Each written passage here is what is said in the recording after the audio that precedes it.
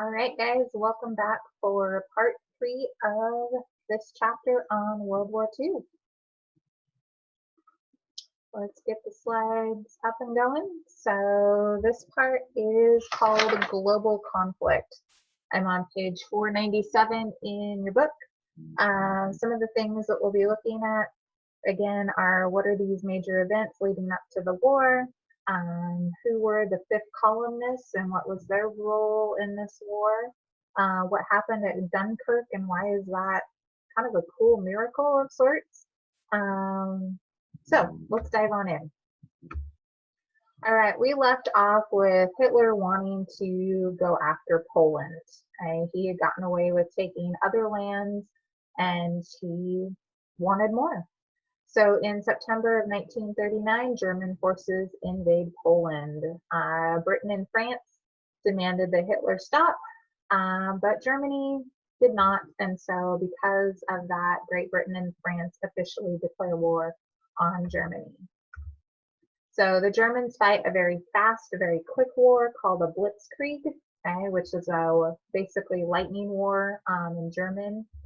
And Poland is kind of like the middle of an Oreo. It's being squished on both sides. So we have the Germans coming from one side, the Soviets coming from the other side, and they're going to squish Poland. So Hitler moved so fast. A lot of people in Poland didn't really have time to get out. Once Hitler occupied the city, he rounded up people of Jewish descent, put them into basically neighborhoods, kind of ghettos of sorts, eventually started shipping them away in railroad cars. So it's kind of a scary time if you were living in Poland. Many people did try to get out and were able to find other places to settle. So back to what Hitler's up to here. He allows the Soviets, his new allies, to claim some land, basically some Baltic states with Estonia, Latvia, and Lithuania. And so he's trying to kind of butter them up and keep them happy as well. So you can see quick little map there. We have Estonia, Latvia, and Lithuania. And then they become under the control of the Soviets. Eventually, after the collapse of the Berlin Wall and the fall of the Soviet Union and breaking that up into the smaller states and everything, they do gain their independence, but life has been pretty hard for people living in those countries.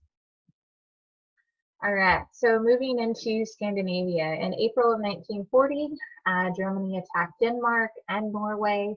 Kind of their reasoning behind that is they were afraid that the Allies were going to use those areas to set up military bases so that they would have kind of a jumping off point to go after Hitler. So in Norway, the Germans found kind of a friend, basically a traitor. His name was Vidkun Quisling. He was a member of a group called the Fifth Columnists.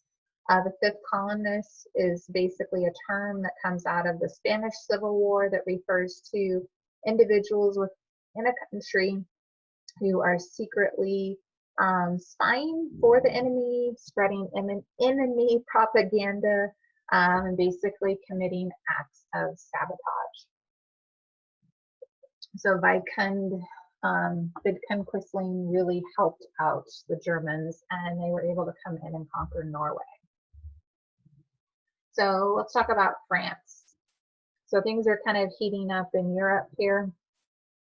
Germany has conquered the Low Countries of Belgium, the Netherlands, and Luxembourg. They really don't hold out for very long. Hitler comes through there and conquers them in a week, 2 weeks. Okay. And so remember that France and Great Britain had established this military line of fortifications known as the Maginot Line, established that after World War I, and they thought that that line would keep them safe from German invasion. Well, it did not. Okay? Germany attacked through the southern portion of Belgium, through an area known as Ardennes, which are like super, super heavy forests. Right? The Allies thought there's no way that the Germans would try to go through there. We don't really need to defend this area that much. You'd be crazy to come through here. Well, what does Hitler do?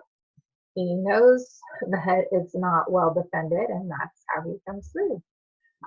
So the German troops come through, and they are able then to push the Allies into northern France, where their backs are basically up the English Channel. Like, they're not able to go any further unless they want to try to swim across that channel.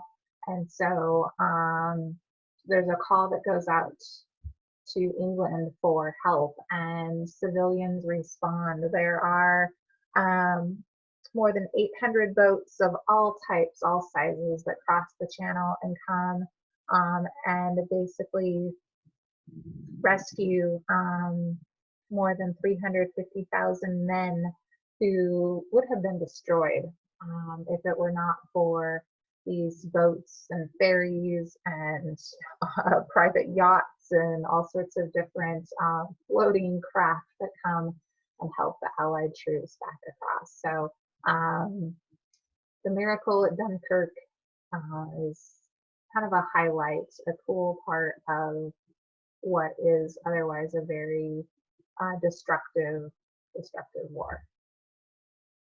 All right, so in France, there's a new leader of the French government, Marshal Henri Pétain.